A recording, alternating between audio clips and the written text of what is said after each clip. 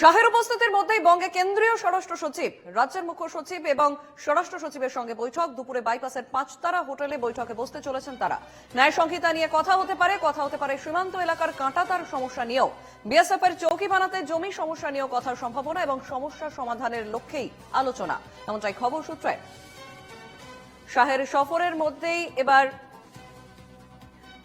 বঙ্গে কেন্দ্রীয় স্বরাষ্ট্র সচিব, রাজ্যের মুখ্য সচিব এবং স্বরাষ্ট্র সচিবের সঙ্গে বৈঠক।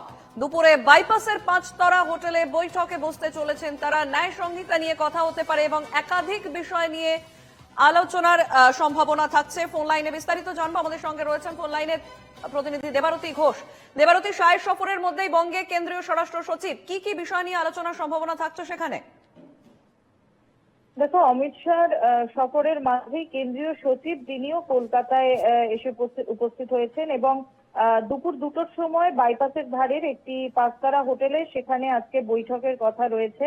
রাজ্যের মুখ্য সচিব, রাজ্যের স্বরাষ্ট্র সচিব সহ আরো বেশ কিছু আধিকারিক সেই বৈঠকে উপস্থিত থাকার কথা রয়েছে এবং সেই বৈঠকে মূলত যে বিষয়গুলি নিয়ে আলোচনা হবে সে হলো ন্যায় সংহিতা কিভাবে ইমপ্লিমেন্ট করা যায় রাজ্যগুলিতে।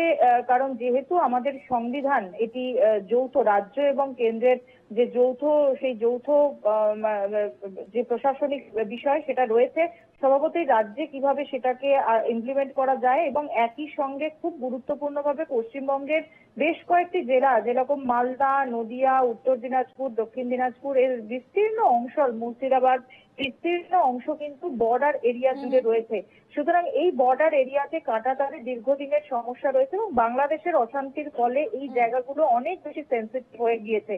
সুতরাং এই জায়গাগুলোকে আরো বেশি করে কিভাবে সুরক্ষিত করা যায় এবং একই সঙ্গে অনুপ্রবেশ কিভাবে আটকানো যায় এবং রাজ্য সরকার এর আগেও বেশ কিছু জমি দিয়েছে, কিন্তু আরো বেশি জমি দরকার মূলত বিএসএফ এর চৌকি বানানোর জন্য বেশ কয়েকটি জায়গায়। সেই জায়গাগুলো নিয়ে এর আগেও মুখ্যমন্ত্রীও বলেছেন এবং সেই জায়গাগুলো আরো কিভাবে দ্রুত পাওয়া যায় এবং সেই জায়গাগুলো যাতে আরো কিভাবে সুরক্ষিত করা যায় সেই বিষয় নিয়ে আলোচনা হবে বলে সূত্র মারফত খবর পাওয়া যায়। ধন্যবাদ দেবারতী। আমাদের সঙ্গে ফোন লাইনে ছিলেন প্রতিনিধি দেবারতী ঘোষ।